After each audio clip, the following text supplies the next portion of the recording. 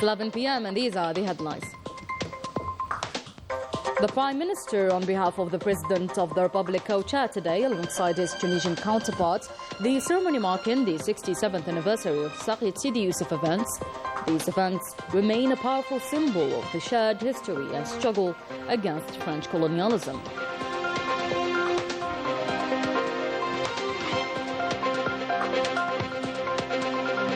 On the fourth day of his official visit to India, Army General Saad toured companies specializing in mining, military vehicles and defense industries, emphasizing the importance of strengthening bilateral cooperation in the military sector and expanding collaboration in research, development and training.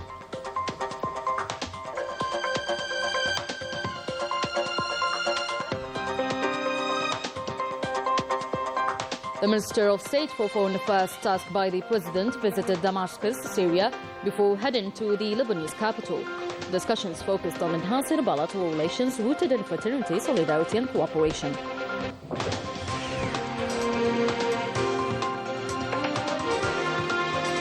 We'll also take you back to our history with the colonizer. This time it was the province of Jaya that bore witness of the barbaric practices committed by the French colonizer in the detention camps.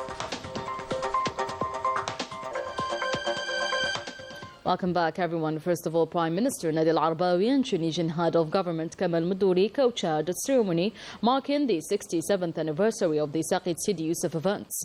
A ceremony held today and attended by senior officials, ministers and representatives of the revolutionary family from both countries.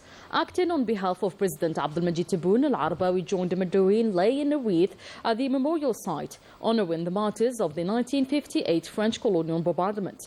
The delegations then offered Al-Fatiha for the souls of the martyrs, who symbolize the shared struggle for the Algerian and Tunisian people. Al-Arbawi was accompanied by Minister of the Interior Ibrahim Moured, Minister for Veterans and Right Holders Al-Aider Biga, and Secretary of State for the National Community Abroad Soufiane Shaib. Prime Minister Nadi Al-Arbawi held talks with his Tunisian counterpart at the municipality of Sidi Youssef at the border crossing between the two countries. The discussions focused on reviewing the strong ties between Algeria and Tunisia, as well as on enhancing cooperation across various sectors, in line with the strategic visions of both presidents.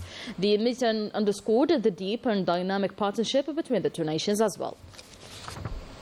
Speaking at the commemoration ceremony, Prime Minister Nadi Al-Arbawi emphasized that the events of Sakiet Sidi Youssef reflect the shared history of Algeria and Tunisia in their struggle against barbaric French colonialism. He also underscored the strong bilateral ties between the two nations, reaffirming their commitment to a complementary and integrated partnership. We'll listen now to the Prime Minister.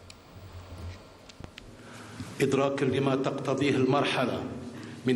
Aware of the importance of the situation and its requirements, our two countries are going through an important phase towards the implementation of a complementary partnership within the framework of an exceptional and exemplary bilateral relation that draws its strength from the common political will of President of the Republic Abdelmajid Tebboune and his brother, President of the Tunisian Republic, Qais Said.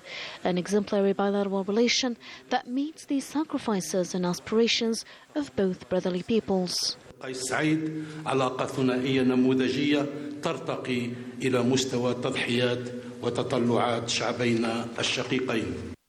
Kamal Moudouri, meanwhile, emphasized the need to continue efforts to enhance bilateral cooperation and security coordination between the two countries. Let's hear from him. The grand historic heritage that binds us and is carried by the leaders of both our countries, President of the Tunisian Republic, Qais Said, and President of the Algerian Republic, Abdelmajid Tebboune. It puts us in front of a common responsibility, that of working to reinforce the cooperation ties and boost them towards a durable strategic partnership that contributes to the realization of a global development and stability in our region. Within the same context, I hail the exceptional level of security coordination between our two countries, which constitutes a milestone in face of the ongoing security challenges, notably terrorism, smuggling, cross-border organized crime and illegal migration.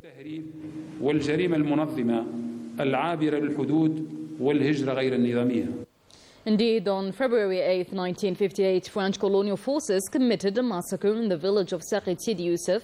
This tragedy became a symbol of solidarity between Algeria and Tunisia. Each year, the commemoration honors the sacrifices made for freedom and highlights the enduring bond between the two nations. Rania Al-Bahri. While the war was wreaking havoc in Algeria, a violent bombing by the French Air Force hit the Tunisian village of Sakiet Sidi Youssef. The attack targeting FLN fighters left dozens of deaths, including women and children. This tragedy provoked international outrage and strengthened the solidarity between Tunisia and Algeria, united in the face of the colonization. When I was young, I studied at Sakiet Sidi Youssef. We were attending class when two planes attacked us. The bombing started at 10:30 a.m. and they struck the entire mountainous region of Sidi Ahmed. Since ancient times, the two peoples have shared a common heritage marked by similar traditions, dialects, and history rooted in the same civilization, the Amazigh civilization and the Arab Islamic one. These relations are also reflected in human and cultural exchanges. Following this attack, Tunisia intensified its support for the Algerian cause, condemning the French aggression and calling for an international response. This event marked a turning point in the cooperation between the two countries, which today maintain close relations based on a shared history of struggle and solidarity. The Tunisian and the Algerian peoples now commemorate the massacres of Sakiet Sidi Youssef together, a date that sealed their unity through blood and history.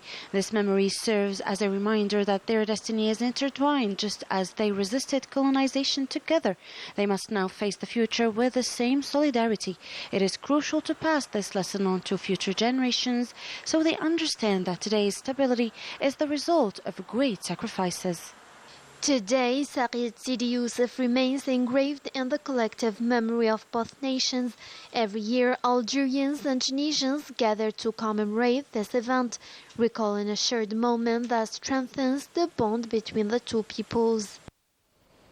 On the fourth day of his visit to the Republic of India, the invitation of General Anil Chouhal, Chief of Defence Staff of the Indian Armed Forces, Army General Minister Delegate to the Minister of National Defence, Chief of Staff of the PNA, and the High Delegation accompanying him visited the two companies, Bharat Forge Limited and Larsen & Toubro. Najah Taya reports. The start was with the Bharat Forge Limited company. The Army General was briefed on the high level of this company, especially in the field of the mining, military vehicles and defense industries, which has a great reputation in the field of engineering technology. The Army General and his accompanying delegation listened to explanations about the company's capabilities in the design, production and maintenance of defense systems and armored vehicles to discuss the prospects of cooperation in the field of joint manufacturing and technology transfer.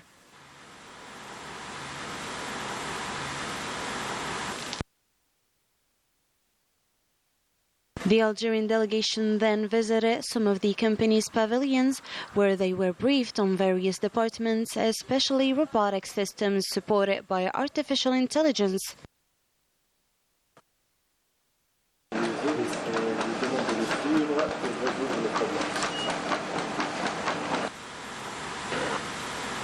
At the end, the Army General and his accompanying delegation visited an exhibition of the company's various products.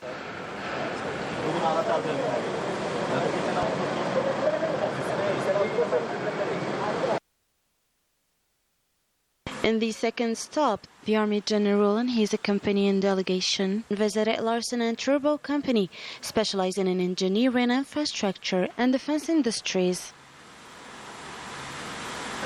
where he followed a presentation and listened to details about the latest innovations provided by the company, its capabilities in manufacturing military equipment, and the solutions it proposes in the field of air defense systems, radars, and infrastructure for military ports. The Army General was briefed also on the company's current and future projects, praising the level reached by the company and highlighting the importance of strengthening cooperation between Algeria and India in the military field and the need to expand the partnership in the field of research, development and training. The Army General planted a tree in the company's garden to emphasize the strength of the friendship between Algeria and India.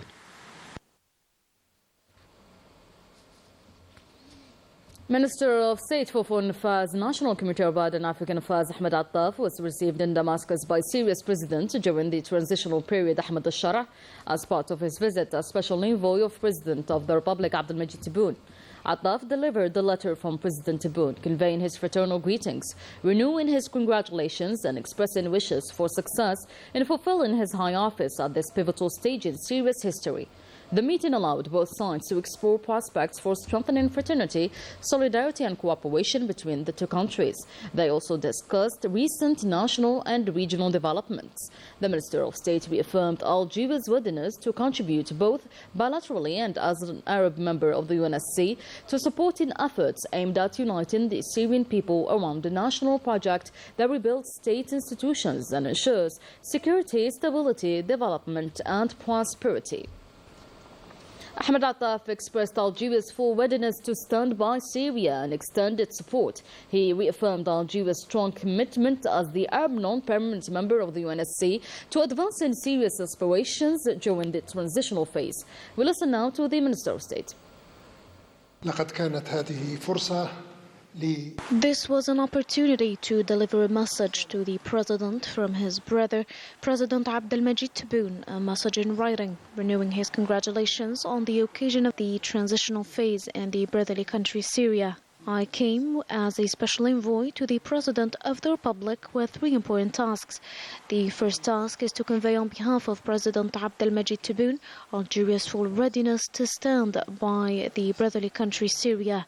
President Tebboune also tasked me to talk to you about his keenness regarding Algeria's position as an Arab member of the Security Council, its position to serve the aspirations of Syria and the success of the transitional phase.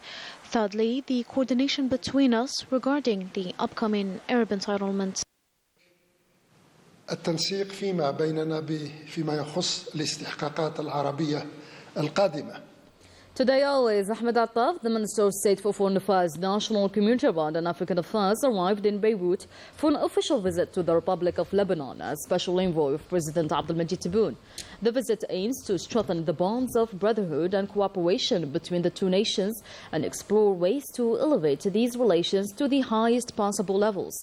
This visit also seeks to renew Algeria's solidarity and affirm its full support for Lebanon as it endeavors to inaugurate a new chapter in its history. The Tourneux farm in Bjaya province stands as a testimony of the brutal torture perpetrated by the French colonizer and sacrifices endured by Algerian war veterans during the liberation struggle. Najah Tayyar explains. Decades after the liberation struggle, Tourneux Farm still bears the scars of brutal interrogations by the colonial army. Survivors from Auqas recall horrific torture methods, including drowning, suffocation, and severe wounds inflicted in mouth-wine vats. The physical and psychological trauma endures, making the site as a lasting symbol of suffering and resistance. Our brothers were mutilated and disfigured before being thrown in these black dungeons until they died. Then the colonizers disposed of the bodies by throwing them into the sea or depositing them at the door of their families' homes. We were subjected to the worst tortures. We were tied up, then the torturers plunged our heads into a dirty water. Under the orders of the torture marshal and his deputy Lagali, prisoners endured brutal interrogations in the torture room. Despite the relentless questioning by French forces, the Mujahideen always denied to betray their country. Its refusal was met with even a harsher torture, leaving behind the legacy of unimaginable suffering. They fatally tortured us to get the information.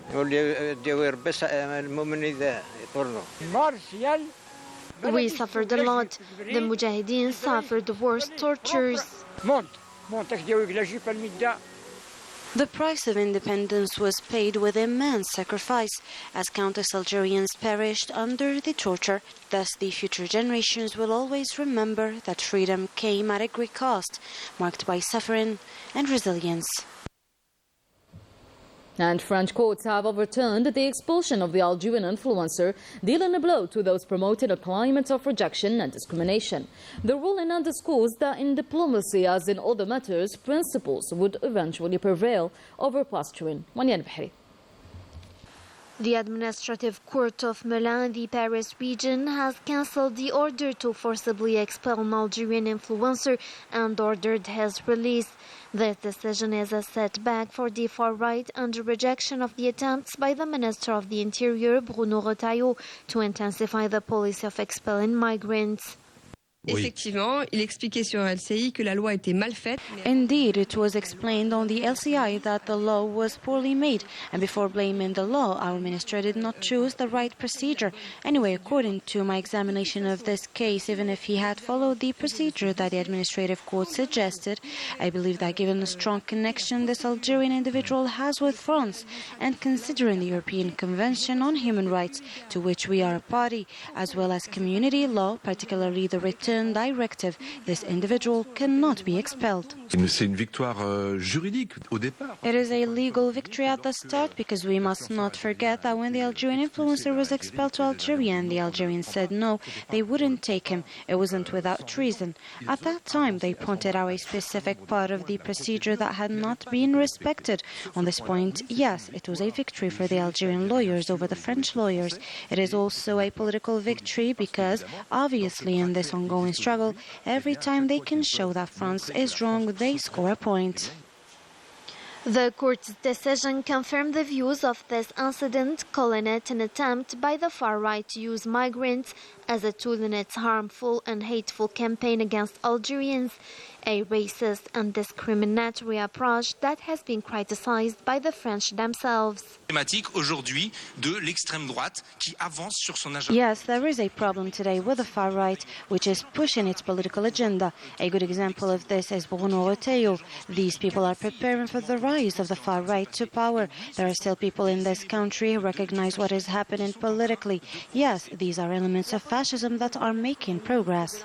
The controversial policy of the Minister of the Interior has caused strong anger among the French people. The parliamentary opposition criticizes it as a worrying shift, believing it threatens the unity of the country. I do not wish to divide the French people or human beings based on their origins or skin color. However, Mr. Retailleau spends his time fueling the fire because it allows them to avoid discussing social issues. They have been in the power for 7 years, and the current situation reflects their record and their own inefficiency. On certain French channels that support the far right, the media coverage followed the predictable line used in this incident to promote hateful and Islamophobic rhetoric. However, the cancellation of the expulsion of the Algerian influencer exposed the contradictions of this anti-Algerian narrative, while strengthening the legitimacy of Algeria's position based on diplomacy and bilateral agreements on the movement of people between the two countries. To the occupied Palestinian territories now, where more than 100 freed Palestinian prisoners arrived in Gaza today through the Karam Abu Salam crossing east of Rafah on the southern part of the Strip. This comes hours after other freed prisoners arrived in Ramallah in the West Bank as part of the first phase of the exchange deal under the ceasefire agreement in Gaza. On the ground, 2 Palestinian children were killed and another was injured in Gaza due to the collapse of a house damaged by Zionist shelling during the genocidal war imposed by the Zionist occupier. Meanwhile, Zionist forces continue their raids in the West Bank, in particular in the town of Tamoun and Al Fari'a refugee camp. In football, MC Alger secured their 4th Super Cup title in history after defeating CR Blues Dead on penalty shootout 4-3 after a 2-2 draw in regular time. Team captain Ayoub Abdullawi hoisted the trophy high as Minister of Sports Walid Sandi presented it amid roaring cheers from players and elated crowd at the July 5th Olympic Stadium.